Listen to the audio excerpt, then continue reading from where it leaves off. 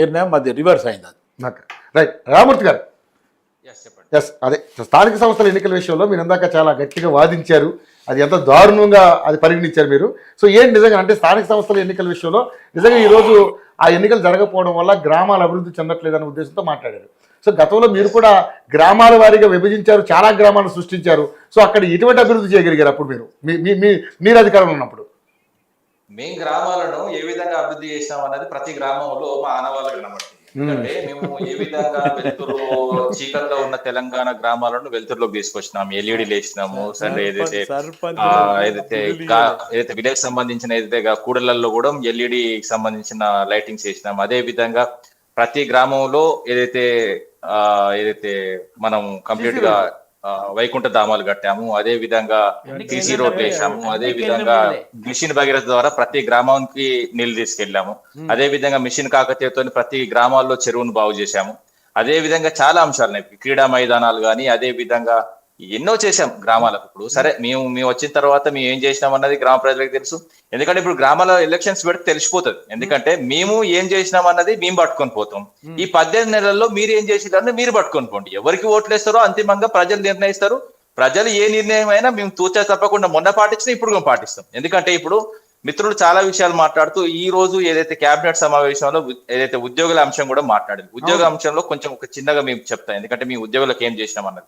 70% ఉద్యోగులకు ఏదైతే జీతాలు పెంచింది మా కేసీఆర్ గారి ప్రభుత్వం. అదే విధంగా కనీస వేతనం తీసుకోండి. కనీస వేతనంలో కేరళ నంబర్ 1 ఉన్నది, నంబర్ 2 తెలంగాణ, నంబర్ 3 దేశ రాజధాని ఢిల్లీ. ఈ విధంగా నంబర్ 2కి తీసుకెళ్ళాం. ఆ విధంగా ఉద్యోగులకు మేము ఎంత చేయాలో అంత చేశాం. కానీ కొంత కరోనా టైం తర్వాత జీతాలు లేట్ అయిన వాస్తవం.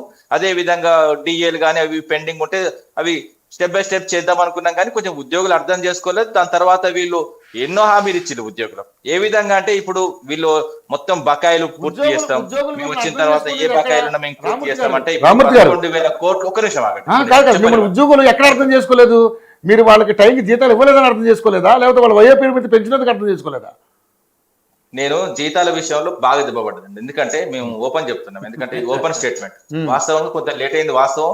వాళ్ళ చెక్కులు బౌన్స్ అవుతా వల్ల కొంత మా మీద కోపం రావడం కూడా జరిగింది. ఒప్పుకోవాలి, నిజాలు ఒప్పుకోవడంలో మేము నంబర్ 1 గా ఉంటాం. ఎందుకంటే నేను చెప్తున్నా, ఉద్యోగుల బకాయిలు ఈ రోజు 11,000 కోట్లు ఉన్నాయి, అవి చెల్లించట్లేదు. అదే విధంగా డిఏ వీళ్ళు రాగానే డిఏ చేస్తా అన్నారు. మొన్న 3-4 నెలల కింద ఒక డిఏ చేసి, ఆ డిఏ కూడా ఏం చేసి ఎంత క్రూరంగా అంటే తీసుకుపోయి రిటైర్మెంట్ బెనిఫిట్ లా కలిపిండు. ఆ రిటైర్మెంట్ బెనిఫిట్ లా కలిపితే వాళ్ళకి ఏమొస్తుంది, ఎప్పుడు రిటైర్ అవుతారు, రిటైర్ అయిన వాళ్ళకు నిజంగా ఇస్తున్నారా అంటే రిటైర్ అయిన వాళ్ళకు రిటైర్మెంట్ బెనిఫిట్స్ ఇయ్యరు. ఆఖరికి ఉద్యోగంలో చచ్చిపోతే డెత్ బెనిఫిట్స్ ఇయ్యరు. ఇంకెక్కడ ప్రభుత్వం అండి? ఈ ఒకవేళ రిటైర్మెంట్ బెనిఫిట్ కావాలని లేకపోతే డెత్ బెనిఫిట్స్ కావాలని సచివాలయం పోతే 10%, 20% అడుగుతారు. ఇది ఎక్కడ ప్రభుత్వం అండి? ఉద్యోగం చేసి ప్రభుత్వం ఏదైతే ప్రభుత్వ ఉద్యోగంలో మొత్తం వాళ్ళ యవ్వనాన్ని వాళ్ళ వయసును మొత్తం అంకితం చేసి వాళ్ళకేదో వాళ్ళ పైసలు దాచుకున్న పైసలు ఇవ్వమంటే వాళ్ళకి ఇవ్వదు. అదే విధంగా వీళ్ళు 8 నెలలు అవుతుందండి ఏదైతే సబ్ కమిటీ ఏర్పాటు ఉద్యోగ సంఘాలు నిన్న కలిస్తే వాళ్ళు ఏ విధంగా మాట్లాడతారండి? వాళ్ళు 3:30కు వస్తానో 4:30 దాకా వెయిట్ చేయించారు, గంట సేపు వెయిట్ చేయించారు. అదే విధంగా వీళ్ళు అడిగేది ఏంటంటే 5 డిఎల్ పెండింగ్ అడుగుతున్నారు, అవి ఇవ్వమంటున్నారు. అదే విధంగా సిపిఎస్ రద్దు చేస్తా అని వీళ్ళే చెప్పిళ్ళు, అదే అడుగుతున్నారు. అదే విధంగా పిఆర్టీ ఇస్తామన్నారు, అదే ఏమని అడుగుతున్నారు. ఏదైతే రాష్ట్ర వ్యాప్తంగా 13 లక్షల ఉద్యోగులు ఉన్నారండి. ఆ 13 లక్షల ఉద్యోగులకు మీరు ఏ విధంగా భరోసా ఇచ్చిళ్ళు, ఏం చేస్తానో వచ్చిళ్ళు, ఏ విధంగా హామీలు ఇచ్చిళ్ళు తీస్తే తెలియదా? వీళ్ళ హామీలు ఇస్తే తెలియదా? వీళ్ళ హామీ లిస్ట్ ఉన్నది కదా అండి. వీళ్ళు ఉద్యోగులకు ఏం చేస్తారు, ప్రైవేట్ ఉద్యోగులకు ఏం చేస్తారు, ఏదైతే ప్రభుత్వ ఉద్యోగులకు ఏం చేస్తారు, ప్రైవేట్ ఉద్యోగులకు చేస్తే పెద్ద లిస్టే ఉన్నది. ఆ లిస్ట్ మొత్తం చూస్తే ఇప్పుడు నాకే షాక్ అయినా, అరే గిన్ని హామీలు ఇచ్చిళ్ళు వీళ్ళకు. ఒక్క హామీ అండి. వచ్చిన కంటే ప్రభుత్వం 18 నెలలు అవుతుంది. 18 నెలల నుంచి ఎంత ఆదాయం కూడా వస్తున్నది. ఆయన చెప్తున్నాడుగా, పాత్రికేయ మిత్రుల రాసుకోండి అని వరంగల్ చెప్పిండు కదా, 18,500 కోట్లు వస్తుంది రాష్ట్ర ఆదాయం ప్రతి నెలకు. అంటే ఇప్పుడు 18,500 కోట్లలో ఎక్కువ భాగం మీరు చేసిన అప్పులకే వడ్డీకి పోతుందని చెప్పాడు. మంచి క్వశ్చన్ అడిగారు మీరు, మంచి క్వశ్చన్ అడిగి నేను చెప్తా విను. 18,500 కోట్లు ప్రతి నెలకి వేసుకుందాం, అది 3,33,000 కోట్లు అయింది.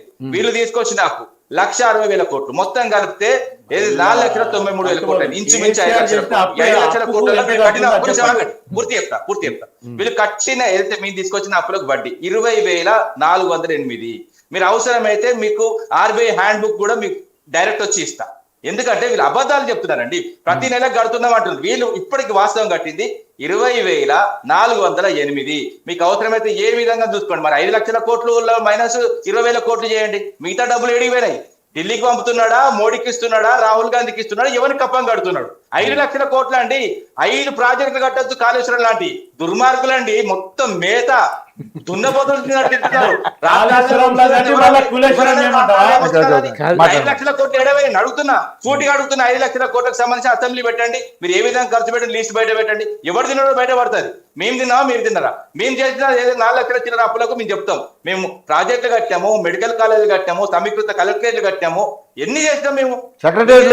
ఉన్నాయి. మిషన్ భగీరథ ద్వారా ప్రతి ఊరికి నీళ్లు తీసుకుపోయినాం. ఇవన్నీ చేసినాం మేము అప్పులు చేసి. మేము అప్పులు చేసి సంపదను సృష్టించినాం. మేము మేయలేదండి. మేము చెప్తున్నాం కదా. మేము మా మీద ఆరోపణలు ప్లీజ్ కంక్లూడ్ చేస్తా. మా మీద వచ్చిన ఆరోపణలు, మేము అభివృద్ధి చేసిన ఆరోపణలు. మీరు ఇప్పుడు మీరు వచ్చిండ్రు 18 నెలల్లో వచ్చింది దాదాపు 2 లక్షల కోట్ల అప్పులు తీసుకొచ్చారు. ఆ 2 లక్షల కోట్లు మీరు ఏం చేసిరని అడుగుతున్నా. మీరు ఏం చేసిరని అడుగుతున్నా. మేము చేసిన అప్పులకు మేము రీజన్ చెప్తున్నాం. మేము వాటి లెక్కలు పట్టుకొని వస్తాం. మీరు అప్పులు చేసినా ఎక్కడ పెట్టిళ్ళు? సంపద దాదాపు 18,500 కోట్లు వస్తుంది. అది మొత్తం 3,30,000 కోట్లు అయింది. వాటిని ఏం చేసినా అడుగుతున్నాం. వాస్తవంగా చెప్పండి. మీరు ఏపీ ఎక్కడ కూడా ఆర్టీసీ నుండి గుడ్డ ముంచుతున్నారు. ఆర్టీసీకి రోజు 10 కోట్లు కట్టాలి, అవి ఇవ్వట్లేదు. ఫ్రీ కరెంటు ఎవరికి వస్తుందో ఎవరికి పోతుందో పవర్ డిస్కామ్ లో పెండింగ్ ఉన్నారు. అదే విధంగా గ్యాస్ ముచ్చట మీరు రవి గారు మీరు కడుతున్నారు, నేను కడుతున్నా. కటిక పేదల్లో ఉన్న పేదరిక ఉన్న కూడా వాళ్ళు ఏదైతే వేయించినారో వాళ్ళు కడుతున్నారు. గ్యాస్ కు ఎక్కడికి వనికి వస్తుందండి? రాష్ట్ర ప్రజలు బఫూన్లు చేసిళ్ళు. వీళ్ళు 6 గ్యారెంట్ల ప్రభుత్వం కాదు, అబద్ధాల ప్రభుత్వం, చాలా ఘోరమైన ప్రభుత్వం తప్ప వీళ్ళతో నేను చెప్తున్నా ఊదుగాల పీరు లేవదండి. ఇంకోటి చెప్తున్నా, ఏజ్లోడు ఎన్నికల్లో గెలిస్తే సైరన్ వేసుకొని ఊరంతా తిరిగినట్టు తిరుగుతున్నారు తప్ప ఏ దానికైనా హెలికాప్టర్ వేసుకొని పోతున్నారు. దేనికైనా సైరన్ పెట్టుకొని మొత్తం అదే విధంగా జిల్లాలు తిరుగుతున్నారు. గ్రామాలు తిరగమనండి. నేను చెప్తున్నా, సైరన్ వేసుకోకుండా పోలీసులు లేకుండా గ్రామాలు తిరగమనండి. ఈ నాయకులను బంగబెట్టి కూదే పరిస్థితి ఉన్నది. ఏ గ్రామానికి ఏమి ఇస్తున్నారండి? రైతు రుణమాఫీ అబద్ధం, రైతు బంధు లేదు. అదే విధంగా మహిళలకు ఇస్తాన 2500 లేవు, తులం బంగారం లేదు. ఎక్కడున్నాయండి? ఏం చేస్తున్నారు ప్రభుత్వం వచ్చిన తర్వాత? ఏమి ఇచ్చినా స్కూటీలు ఎక్కడండి? ఎక్కడ పోయి ఆఖరికి హెల్త్ కార్డు లేవు, ఉద్యోగులకు హెల్త్ కార్డు లేవు. అదే విధంగా విద్యార్థులకు గ్యారంటీ ఏదైతే భరోసా కార్డు ఇస్తాను అవి లేవు. అదే విధంగా ఈ జాబ్ క్యాలెండర్ ఎడమైందని జాబ్ క్యాలెండర్, 0 జాబ్ క్యాలెండర్. వీళ్ళు జాబ్ క్యాలెండర్ విషయంలో కూడా విద్యార్థులు ఇది నిజంగా చెప్తున్నా. ఈ ప్రభుత్వం కాంగ్రెస్ ప్రభుత్వం, రాష్ట్రంలో ఉన్న ప్రభుత్వం ఓటీపీ ప్రభుత్వం. ఒకేసారి ఓటీపీ వస్తుందండి, దాని తర్వాత రాదు. ఎక్స్పైర్ అయిపోతుంది ఈ ఓటీపీ ప్రభుత్వం. మీరు రాసుకొని పెట్టుకోండి. ఈ ఓటీపీ ప్రభుత్వం ఈ ఒక్కటేసారి వస్తుంది తప్ప ఇంకా మళ్ళా ఈ ఓటీపీ పనికిరాదు. వాస్తవంగా కాంగ్రెస్ స్థానిక ఎన్నికల్లో కాంగ్రెస్ కు ఓటేసిన వాళ్ళు వాస్తవం చెప్తున్నా, కాంగ్రెస్ ఓటు వేయాలనుకున్నారు. నేను చెప్తున్నా, చెయ్యి నరుకునేది వస్తారు కానీ చెయ్యి గుర్తుకోటే. ఓకే సార్, చూద్దాం. అది ప్రజలే కదా నిర్ణయించేది, మీరు నేను కాదు కదా. రైట్, నిజంగానే ప్రజలకు భాగంగానే చెప్తున్నా. నేను వాస్తవంగా గ్రౌండ్ నుండి తిరుగుతా. నేను కార్లలో తిరిగి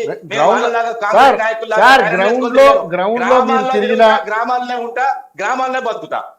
రైట్, గ్రౌండ్ లో మీరు తిరిగిన ఓటర్ల మైండ్ సెట్ మీకు అర్థం కాదు. వాళ్ళు ఎప్పుడు ఎవరికి ఎలా రియాక్ట్ అవ్వాలో వాళ్ళకి అది నాకు కూడా అర్థం కాదు. చెప్తారు. మేము కూడా మా ప్రభుత్వం ఉన్నప్పుడు మేము కూడా కొన్ని చెప్పడం జరిగింది. ఎవరి క్లారిఫికేషన్స్ వాళ్ళకు ఉంటాయి సార్, ఎవరి సర్వేలు వాళ్ళకు ఉంటాయి. దాన్ని నేను ఎవరైనా తప్పుపడడానికి లేదు.